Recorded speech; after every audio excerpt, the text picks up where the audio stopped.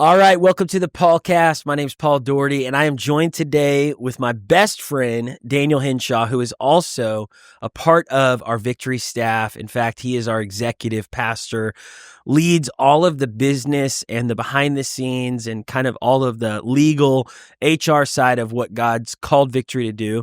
But he's also a visionary. He is a strategic thinker and planner, futuristic, about what God's called Victory to do, and he has helped Victory tremendously over the years. So I wanted to sit down with him and talk about just the calling of being part of a local church, staying in a position where you're not in the number one seat, but you're in that number two seat, serving the vision and accomplishing that, but also talk about our friendship. So I want to dive right in. Daniel, tell him a little bit about how you and I have had a friendship over 30 plus years since we were little kids. Yeah, well, thanks for having me on. And I've known you since like 5 years old. Yeah. As far back, I was like, how far back does memory go? And about 5 years old is where it starts clicking in. And doing birthday parties, hanging out here, going through Victory Christian School. But my parents joined the church when it started, when your parents started it.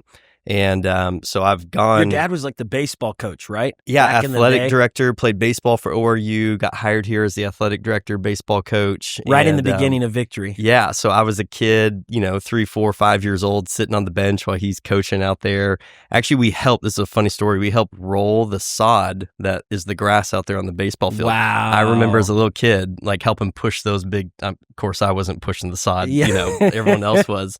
But like Ryan Edwards, different people were on the baseball team back then. That's when amazing. They laid that sod. I've never heard that. Yeah. That's incredible. So, yeah, it goes way back. And then your dad started doing, and mom started doing missions in Russia. My parents were part of the church, and my dad had stepped off staff to start a business, a sports business here in Tulsa. And, during that time, they ended up selling it, and we're like, man, we've never been on missions. They, kept hearing about in services, come join us on a missions trip.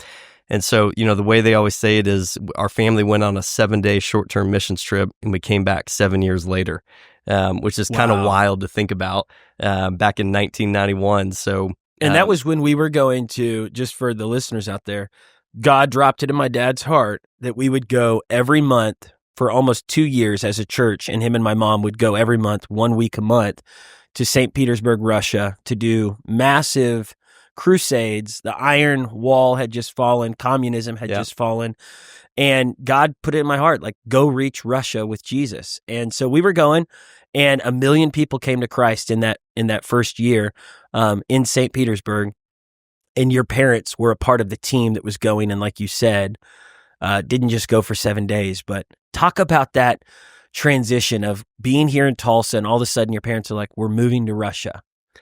I loved it. I mean, at 5 years old, that's when we moved there. I thought it was the greatest adventure. I mean, we're living in a hotel, trying to figure out a whole new life over there. I think it was tougher on my siblings. They were a little older. My brother was involved in Little League baseball and stuff. And so it was a lot tougher. But one of the things that made it fun was every month that your parents were coming, they'd bring one of you kids with them. Yeah. So every month I'd either see you or John or Sarah or Ruthie. And then people from Victory, there'd be a group of 50 to 75 Victory church members that would come for that week. So it didn't feel that removed because it was like every month you were looking forward to family and friends. Coming. But, I think looking back now, we were talking about this the other day, there's such an appreciation for the sacrifice that both your parents, my parents, our families have had in helping advance and build the kingdom of God, whether it's globally, locally. And so I just remember being thankful. I remember, our family would do devotions, and it was kind of the whole thing. We get to do this. We don't, have to do this. We get to do this. And everywhere we went, we did ministry together, on the sidewalks, going into other cities and countries all throughout Eastern Europe. And it's a special part. I don't regret it at all. We moved back when I was 12 years old. So halfway through 6th grade, we moved back and, got to reconnect with everybody. But I don't regret that season. That season planted something so special in my life of evangelism and because y'all were starting churches. Yeah, Bible schools for Victory, and there was a whole team of people that ended up being together. And so we were in Russia for 3.5 years, and then because they were doing other crusades and stuff, all throughout Eastern Europe and Romania, Slovakia, Czech Republic, Poland, Germany. Y'all would jump on a train or a plane? Train back then. Yeah. I mean, we I think by the time I was like 8 years old, I had 52 stamps in my passport. Like, I mean, just everywhere, going everywhere, doing ministry. So then we ended up one other question I want to ask about the missions field. Was the food good? Like, I know like people don't think about that, but when you leave America and you're used to all the food here and you're in Russia, and they're like when I would go on those missions trips, I would look at the food and I'd be like, I just don't know if I can stomach this. Yeah. So what was that like for you? My parents found this Finnish supermarket, like Finland, Finnish. And so the Russian food couldn't do it. Like there was like this borscht soup. I don't know if you remember that when you ever came. I remember borscht and caviar and all that. Like there would literally be fish eyes in it. Like just little fish eyes staring at you, and it was like I can't do this as like a 5, 6, 7-year-old kid.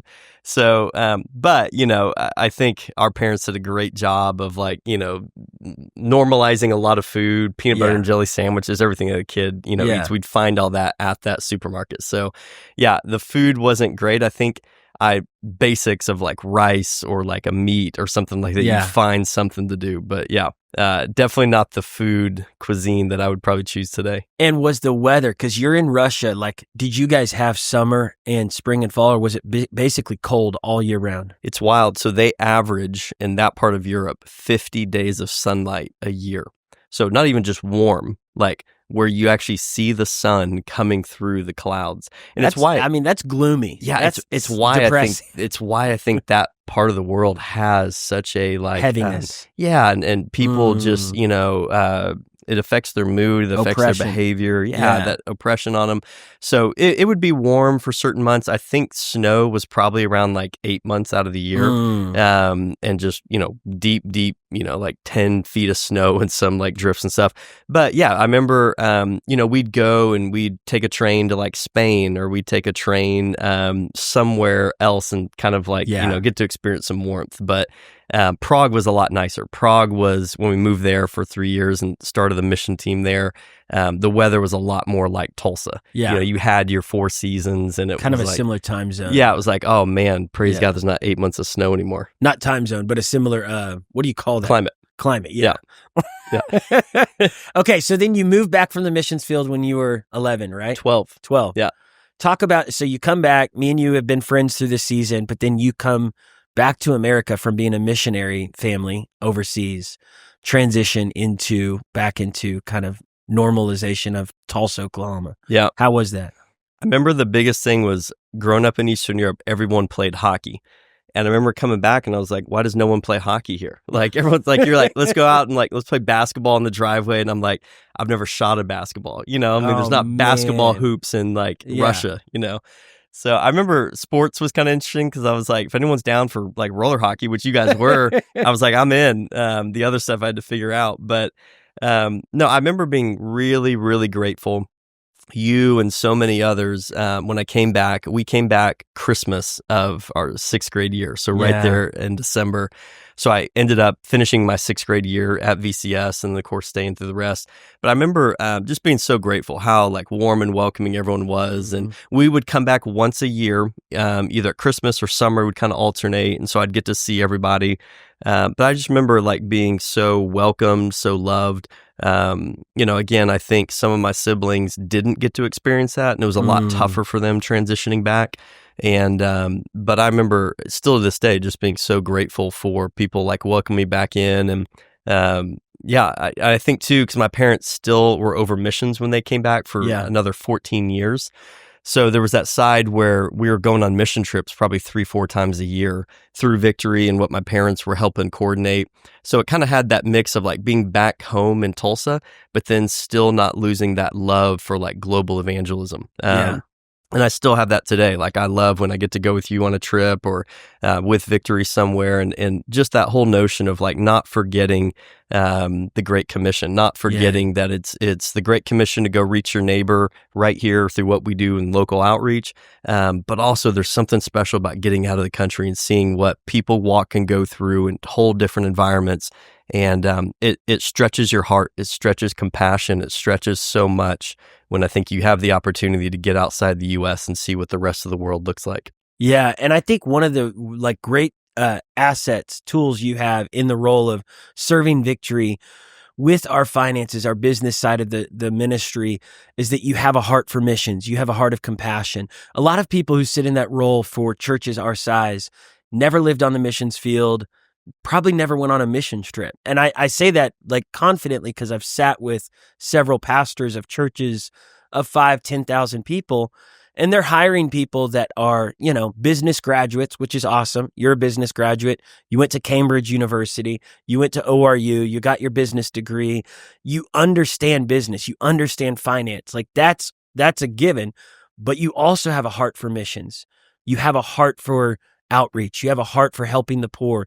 You have a heart for the church not just being a great ministry locally, but how can we help the people overseas that are hurting, the disasters that hit people because your family lived on the mission field, on the front lines. And I think that's such a beautiful both and. Like, you have the business mindset of how does the church make sure it doesn't go into debt, pays its bills, does things with integrity, follows all of the, important rules of what any church is supposed to follow, but also that we're setting aside finances every month to go into missions and outreach and helping.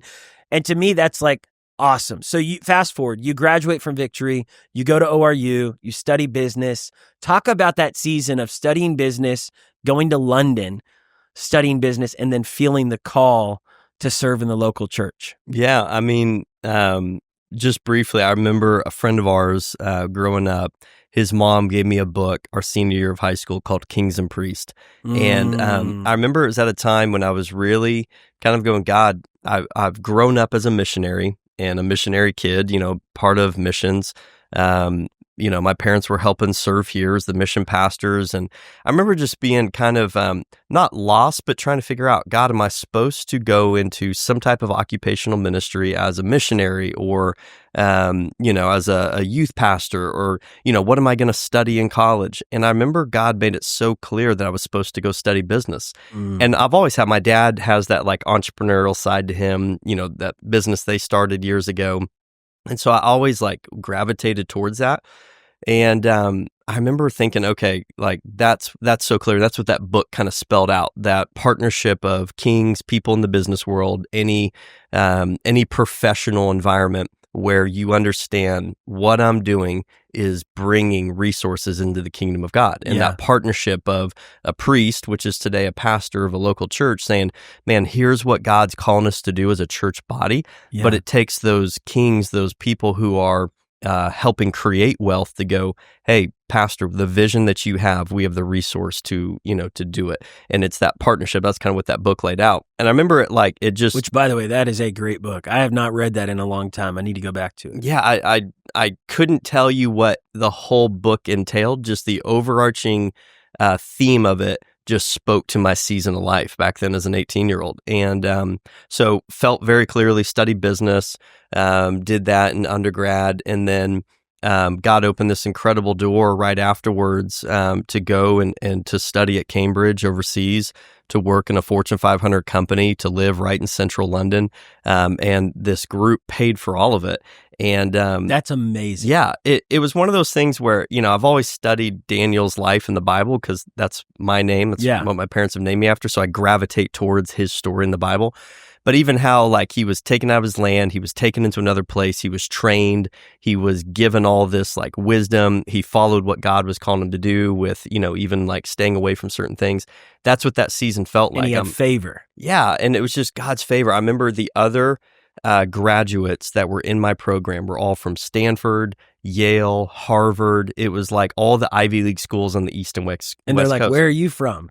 Literally. Oral Roberts University. I was Tulsa, one, so Oklahoma. there's 100 of us that went over and went all throughout these different companies from all graduates from the U.S. And I remember I was one of 3 students from the Midwest, like one of 3 graduates. Wow. Everyone else was from Ivy League schools on the coast. And literally, when I asked them, or they asked me, what school did you go to? Oral Roberts University. They're like, I have never heard of that. They're like, what? Like, where do you live? I'm like, Tulsa, Oklahoma. They're like, I know that's somewhere in the middle, but I've never heard of it. Just fun. God's favor, and to be able to get, international business management degree from master's Cambridge. Degree, right? Yeah, it was part of a master's program that I did, and just God's favor on that season. And then I remember God calling me to come back, and long story there. But I remember thinking, okay, as I kind of came into using those skill sets in ministry, I remember going, God, like, I felt like from 18 years old, you were taking me on this path to help create wealth. And, hindsight's always 20/20.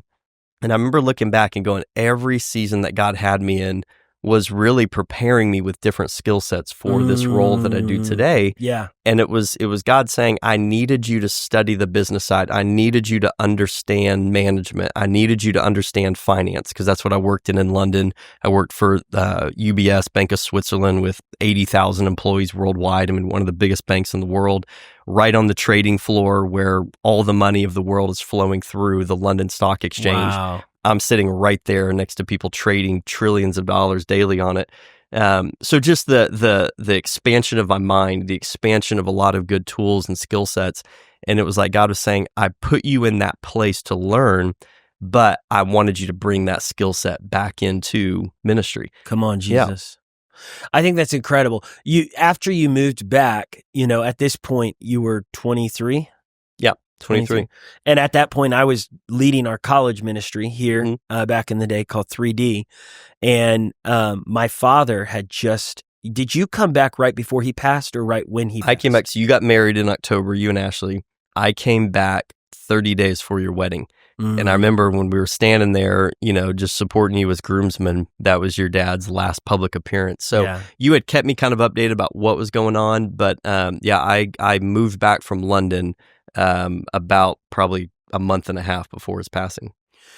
And that season was a blur for me because I got married. My father passed away 3 weeks after our wedding. And I just remember feeling overwhelmed. Our church was walking through a lot of trials. My mom stepped in as pastor. At this point, you weren't on staff. You were working, you were doing a variety of business things. Yeah, started a company. Started a company. Volunteering. Yeah, and you were still coming to church, but I remember we weren't working together yet. And fast forward, 2014, my mom's like, Paul, you're stepping in as pastor.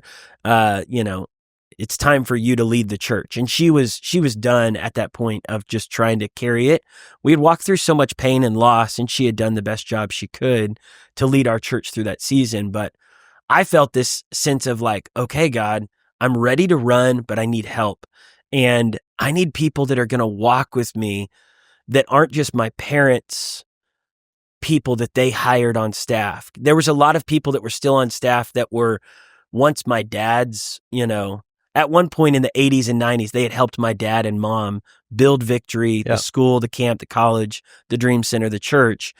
But I was like, Lord, I really need some people that are close in age to me that have a heart for ministry. Not just a good friend, but have a heart for ministry and a heart for Victory. And yes, have a heart connected to me. And I was really praying for you. I was like, God, I would love for Daniel someday to work with me because I trust him. I trust his spirit. He has the skill. There's some people who hire friends that don't have a skill set. Like I've talked with people that are pastors of other churches. They're like, oh, I hired my friend. It was the worst decision ever. He had never graduated college, never done anything. And I was like, man, that's not the story with Daniel. Like Daniel was such a skilled, gifted, business-minded man that like for us to have you on staff would be an incredible blessing, but it would also have to be a calling of God on you. And I remember praying, I was like, I don't want to pressure Daniel, but if he ever asks me, would you want me to come alongside and help you? Then I would be like, yes, times 1,000. And I remember when you started talking to me about it in 2015, 2016, I had been the pastor for just about a year. And some of those people that had worked with my parents had started stepping off staff. They were retiring. They were at that point in their 60s and kind of ready to do other things and finish off their careers in other ways. But here I was, 29. You were 29. And I think you at that point, you hadn't gotten married. And we're going to talk about that. I want to talk about your single season because you had a unique season of waiting on getting married. But I remember you coming to me after like a service of the main weekend service. At this point, I was now the lead pastor. And you were like, hey, I think I can help you in a role that currently does not exist yet, but could exist to help all these entities of Victory, the Dream Center, the school, the camp, what we're doing with missions. I think I could help you raise money for this in a role of development and relationships that would help outside of the church bring finances in, kind of like that kings and priests of bringing wealth to help fund the vision of Victory. And it was the donor development team that you stepped into.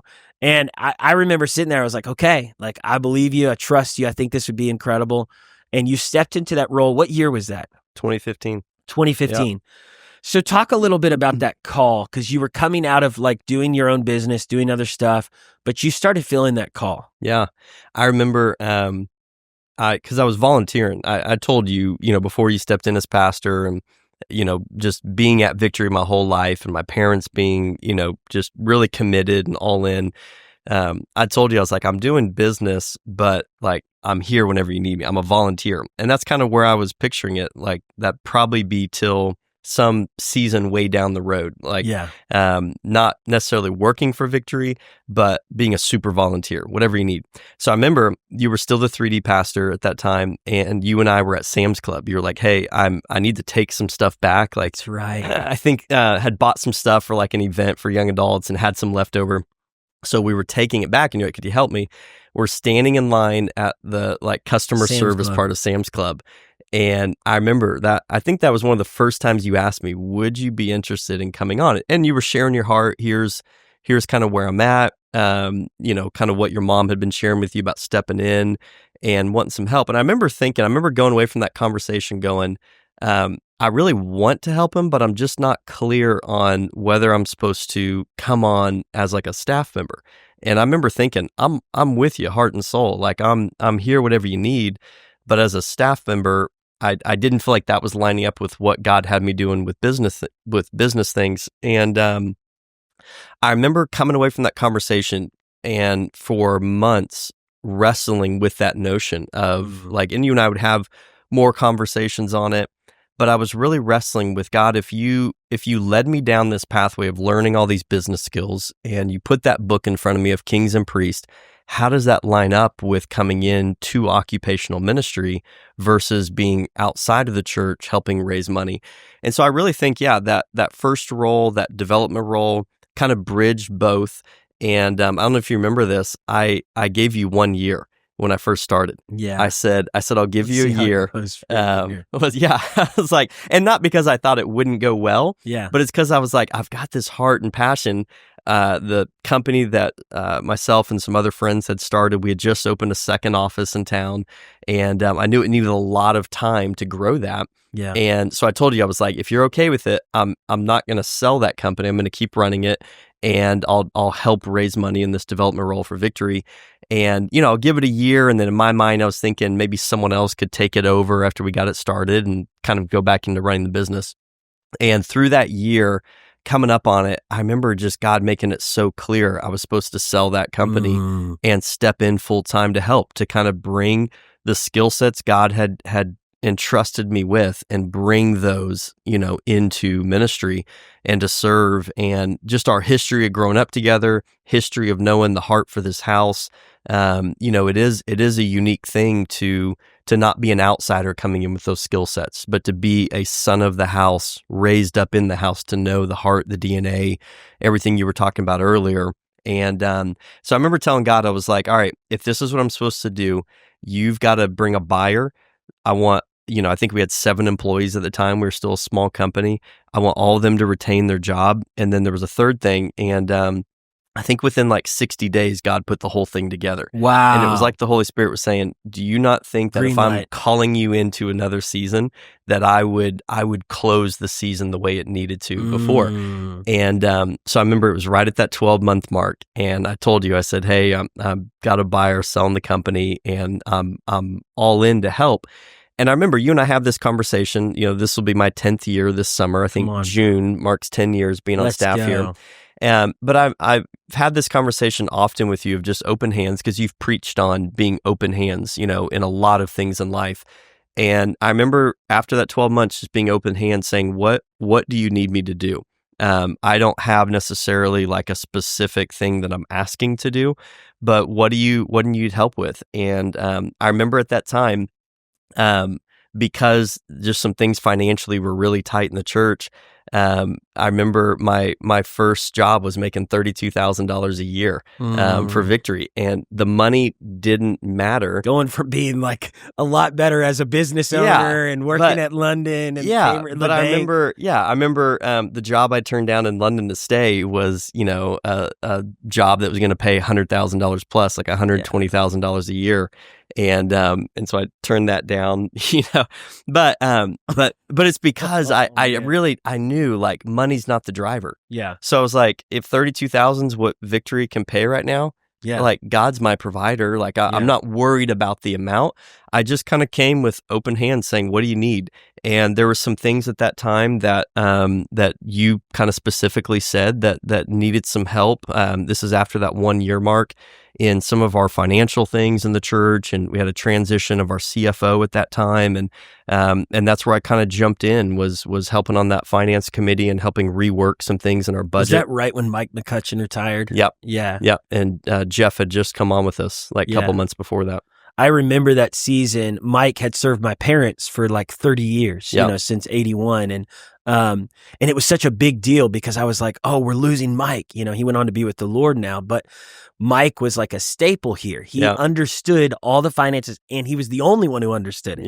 Yeah. There was he had not trained or equipped anyone. He admitted that. He was like, guys, I hate to break it to you, but no one else knows how to do this but me. Yeah. And we were like, we need to figure this out because you're leaving now. And he was retiring. And part of it's because we're not just a church entity. You got the Bible college, the school, the camp, the Dream Center, like all 400 employees. Yeah, all these nuances that make it different than even what some CFOs do at a church. Yeah. It was a very unique role and still is. Yeah. And so you stepped in. I remember now, after that development role, you stepped in. And that's when I also brought you onto our core leadership team. Yep. Shortly after that, which was a big deal because the core leaders at that time, 5 of them were appointed by my parents. And they had been around for a long time, and they were all 60 plus years old. And when I told them, hey, I'm adding Daniel, and I'm also going to, at some point, add my brother, they were like, oh, these young guns are coming in, and this isn't good. And I was like, this is good because we need some fresh blood. We need some fresh, youthful vitality. And it wasn't even like youthful. We were all 30. We weren't teenagers, but in their eyes, we were still 15 or 16. And I was like, hey, because they had watched us grow up from 5 years old. Yeah, they rocked us as babies in the nursery. So you stepped in, and immediately one of the great things you did, Daniel, was help us financially shift where we were at as a church. Talk a little bit about this, because we were reflecting on this even yesterday. The church at that time, we were debt free, but we weren't in a financially good place. Yeah. During the 5 years after my father passed, we had laid off over 100 employees. My mom was leading the church, but we were bleeding. 5,000 people had gradually left the church in attendance and in membership, and our finances had decreased. So when I stepped in, it was like, okay, the bleeding stopped, but it didn't necessarily turn around all of a sudden and like, okay, we're growing again in finances. We had some work to do. Yeah. Talk a little bit about that. Yeah. I remember getting a kind of a very honest and clear snapshot of where we were financially when I stepped on to serve with the finance committee. And things weren't terrible where we need to lay more people off and things like that. But, we do a lot of forecasting, where we're going to be in 6 months, 12 months. And I remember our forecast at that time to finish out our fiscal year was the potential of being like $1 million in the red. And the conversation was, man, do we borrow it from, our line of credit with the bank? But, we don't typically like to do that because, we pay things back quickly. We don't have debt. We don't carry debt. So there was all these conversations about how do we navigate this forecast of being $1 million in the red. And I remember it wasn't right away. It was a few weeks later. I'm a sound sleeper. Like when I go to sleep, I do not usually wake up. And I remember this particular night, and I was living just right down the street, like real close to Victory. And I woke up at like midnight and probably gone to bed like, a couple hours before that, and just could not go back to sleep. And I remember the Holy Spirit saying, get up to the office.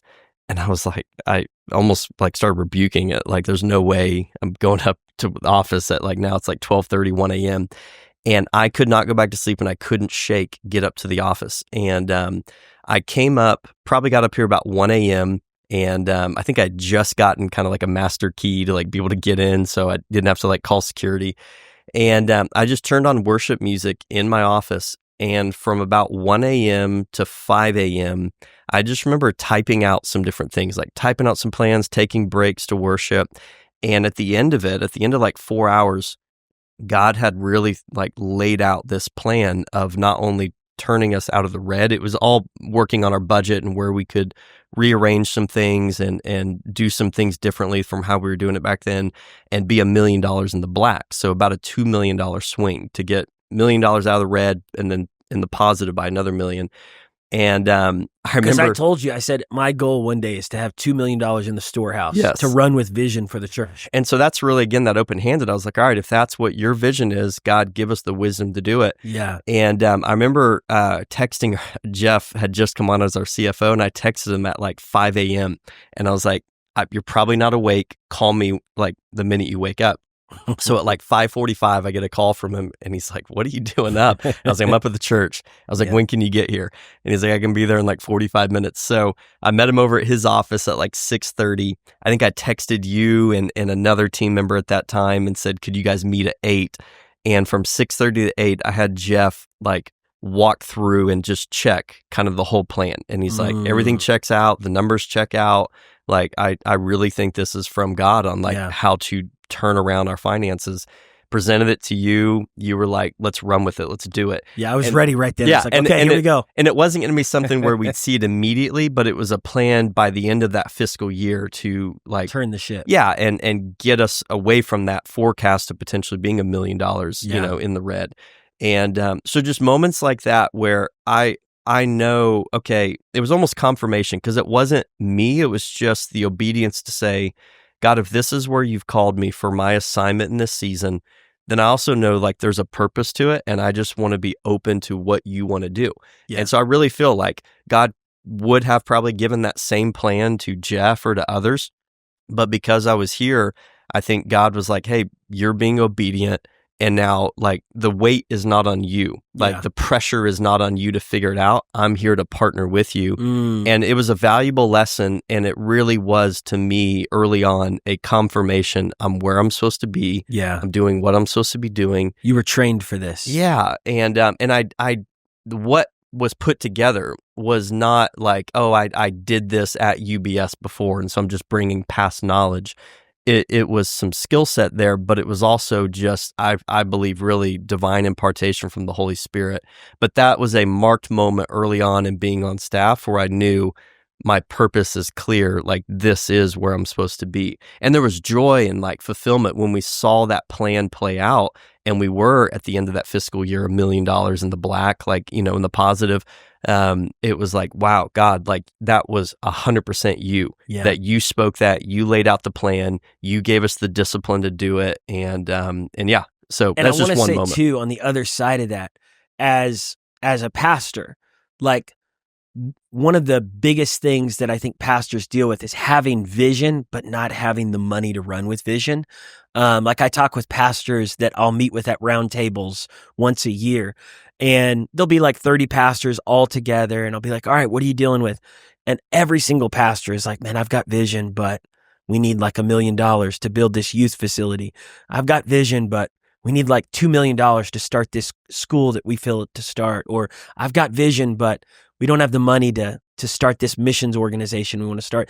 And so many people have dreams with no money. And I remember that feeling of stepping in that role as pastor and going, man, I've got so many dreams for Victory, but I feel strapped. I feel like we are so tight.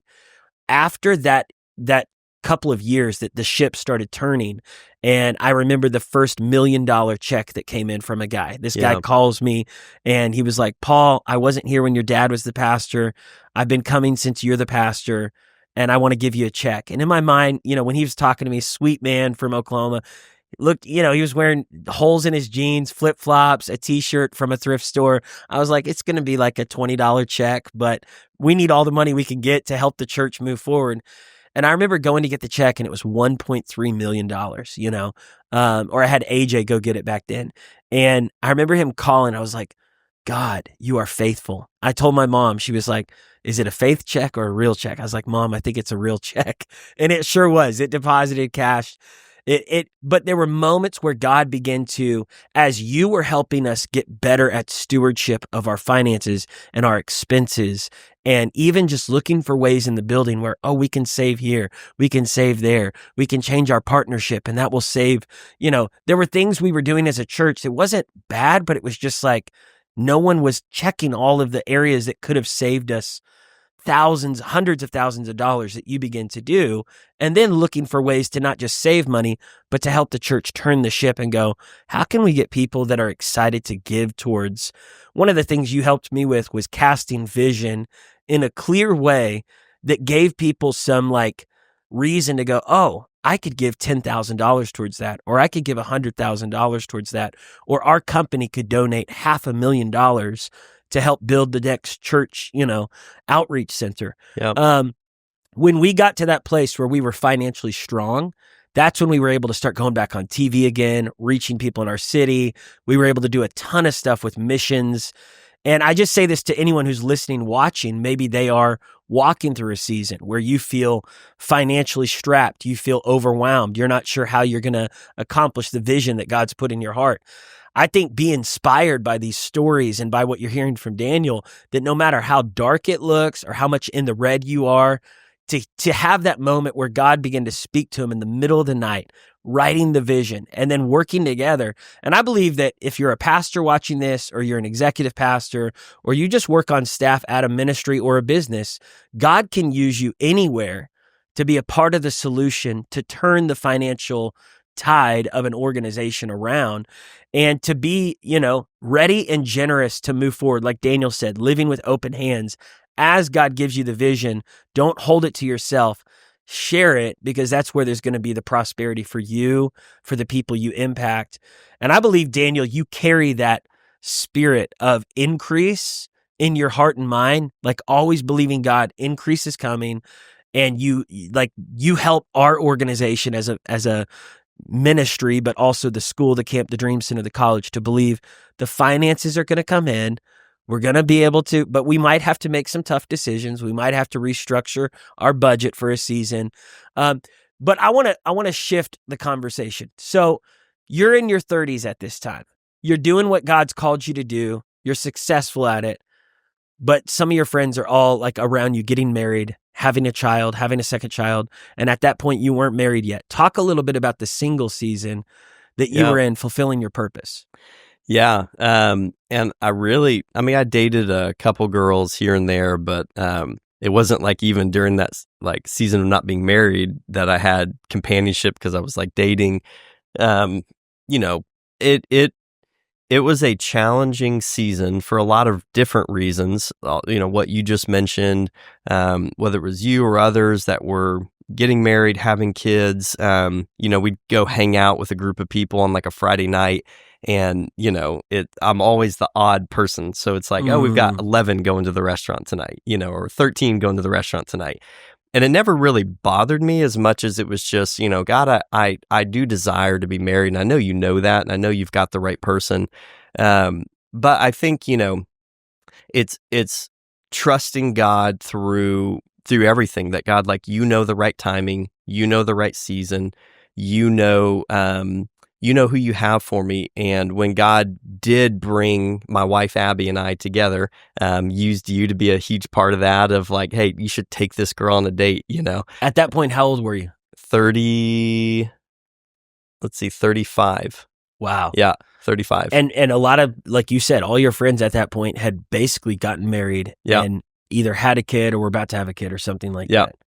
Yeah, so 35, met her, and just the everything clicked. Like, we ended up getting married, I think, from our first date to our wedding, it was like 7 months. Yeah. So it was quick, and that's not the process maybe for everybody. Yeah. Like, some people have been like, oh man, like, I want to get married fast, and it's like, well, there might be more of a dating season or an engagement season that God calls people to, but we knew pretty early on, like, that God had been saving both of us for each other. Yeah. And her heart and passion for victory, that was something that meant a lot to me, like wanting to help build this house. Like, I didn't feel the pressure of, man, I've got to go somewhere else, or like eventually she's going to want to move away. Like, she knew my heart and passion was to be here, and God was calling her, because she's originally from Austin. And but she knew when she graduated ORU, like, God's called me to plant this house, and that was long before her and I had ever met. Yeah. So just what God was lining up in her, what God was lining up in me, it all made sense as we came together, and she was absolutely worth the wait. Come on. Yeah. And now you have two little kids. Yeah, 2-year-old and a 6-month-old. So, and you have a boy, Maverick. Yep. And a girl, Yep. DJ. Yep. But I think, like, talk about, for people out there that are single, that are waiting on their spouse, maybe just some encouragement that you found during that season of waiting, praying, and now being in the side of, man, I'm thankful. But maybe even some encouragement to people that like need to hear a word of, like, here's when you need to just move forward, when it's time to trust God in the next step. Yeah. I think being dedicated to, like, what God had called me to, was a huge part of it.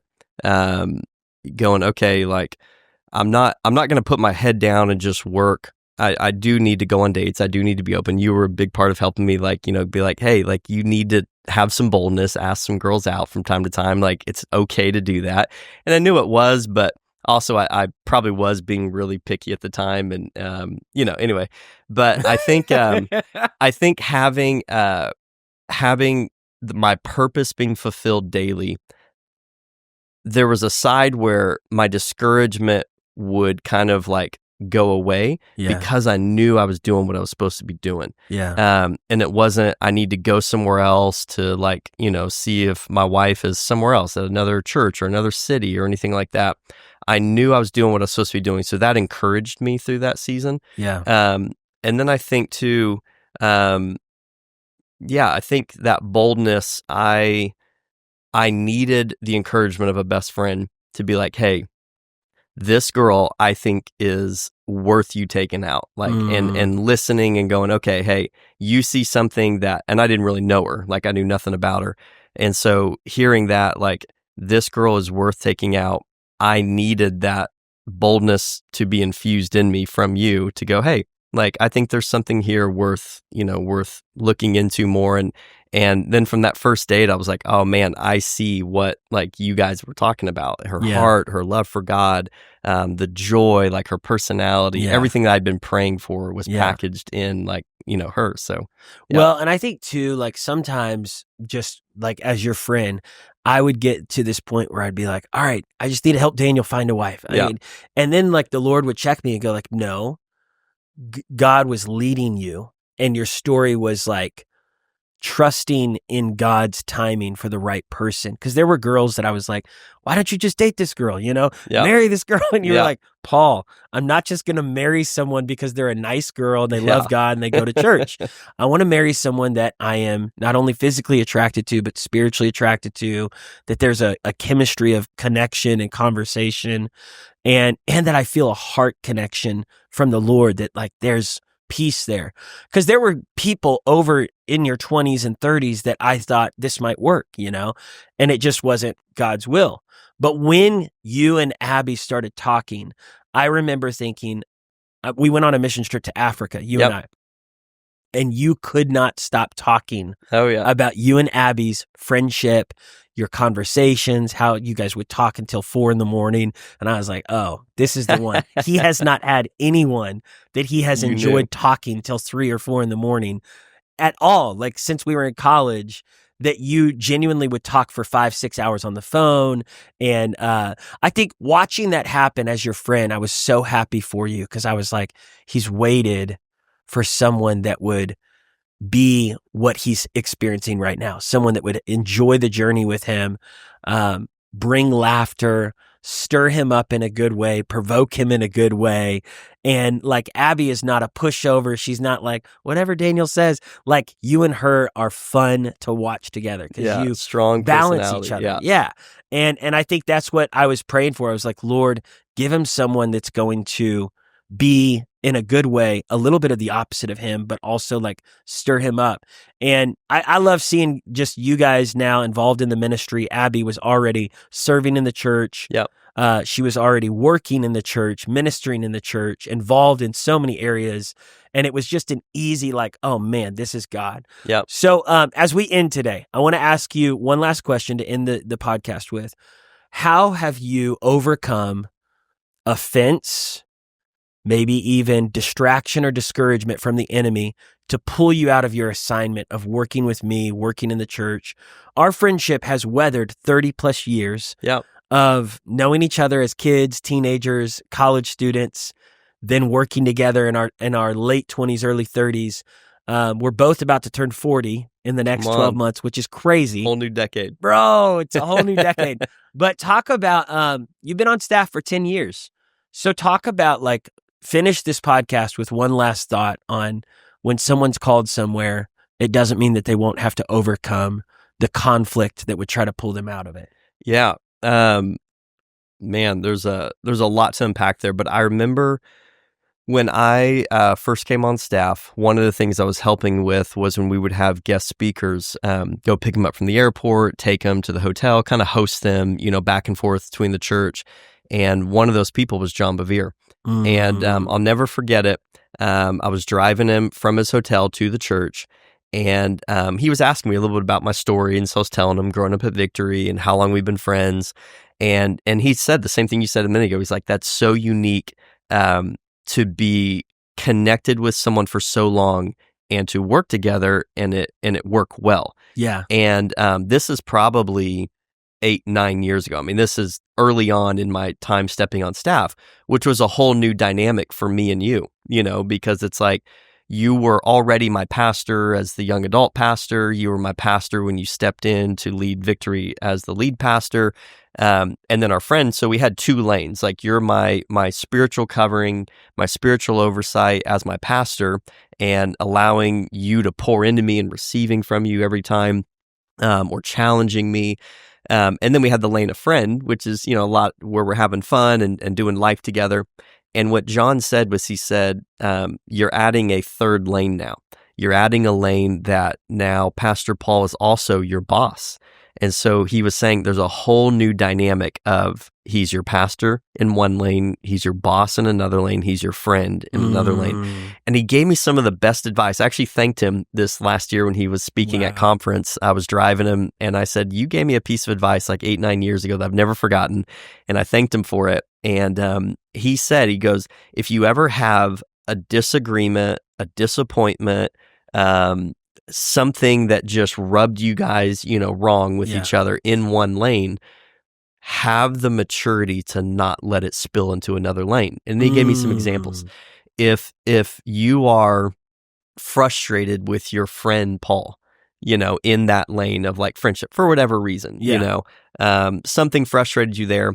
Do not come into a Sunday morning and allow that to not be healed in a healthy way where you're sitting and you're not listening to him as your pastor going, I'm upset at you as a friend for, some dumb deal or something, and now I'm not going to receive from you as my pastor. Or vice versa. If you have a disagreement in the office, like you have a different viewpoint and you're working something out, don't let that bleed into the lane of a friend where you're like, I'm not going to encourage him. I'm not gonna show up and support him. He's not invited to my birthday party, or just the natural things that happen, like we don't talk for a week and a half, and just kind of creating space or something. But he challenged me and he said, allow the Holy Spirit to work in each lane what needs to be worked. So if you have a disagreement in the office, allow the Holy Spirit to work that out there and have humility and go, hey, here's. Hopefully you understand my heart. I understand your heart. And we've had a lot of those moments, through the year of going to lunch and maybe after a meeting or something going, hey, here's my heart of what I was saying. And my heart and, and I'm hearing yours. And we work that out in that lane. Yeah. Or as a friend, something that we work out there. Or, as my pastor, there's not a lot of like places where I've felt any kind of offense or anything like that. But I remember that advice was so good because it was the same advice packaged differently that your dad gave so many people. If you want to make it in ministry, you've got to learn to not be offended. Like you've got to be able to get over offense, get over whatever pride it is, whatever, like you'll make it if you don't allow offense in. And then where John Bevere took it was specifically in those 3 lanes. Don't let an offense carry over because that will be where, and we watched this with some different ones through the years. A friend we worked with early on, 9-10 years ago, and really I think had a hard time separating the friendship from you being the boss and the pastor. And it didn't work. And they stepped off staff. And no disrespect to them, but it was something where I think that's why people talk about it being unique, because people have a difficult time in ministry or even I think in work, you talk about like family businesses and the dynamics of that, or a friend, and being able to not carry over offense into different lanes and be able to have the humility and maturity to approach something saying, hey, let's have an honest conversation. This bugged me. This rubbed me the wrong way. Recently, you came to me with something of going, hey, this is kind of, I don't like that this is happening. And you challenge me in the lane of work, hey, I'm challenging you to do this better. And my job is not to sit there and go, I can't believe my friend is, like coming talking at me like this. Yeah, I can't believe my pastor is challenging me in my, better work, environment or something.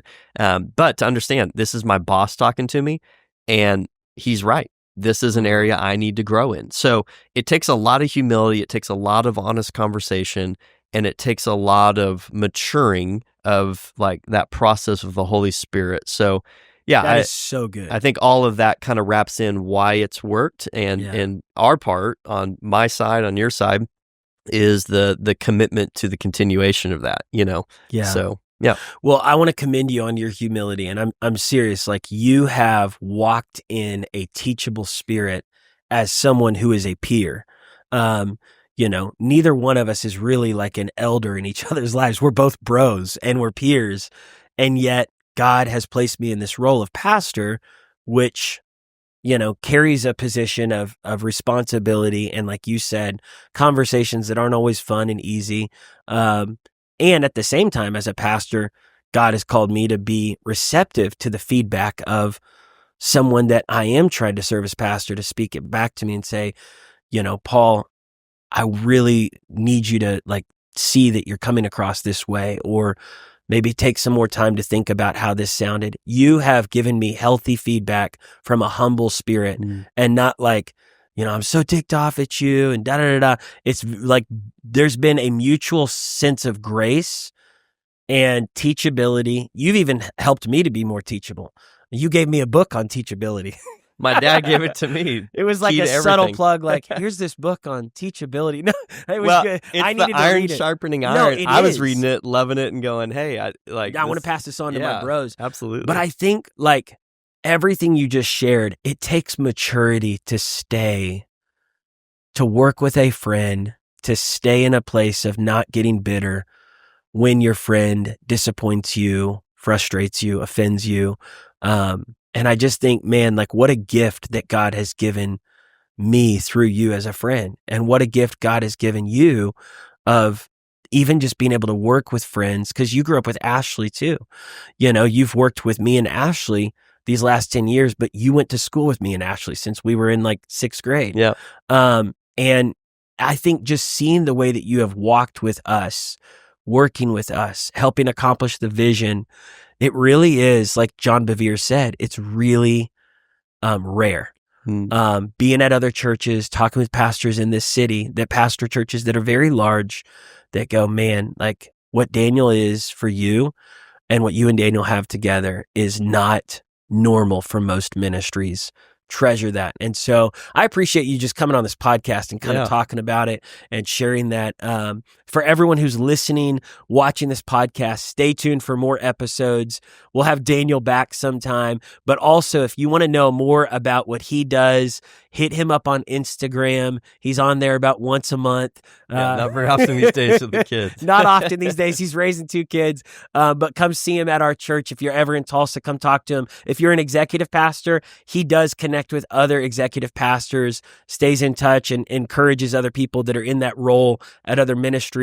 If you're in the business world and you're just wanting to learn more from what he does, hit him up on Instagram. What's your handle if people wanted to connect? Daniel.Henshaw. Daniel.Henshaw on Instagram. All right. Much love. Thanks for staying tuned on this Paulcast. We'll do more episodes soon. God bless you.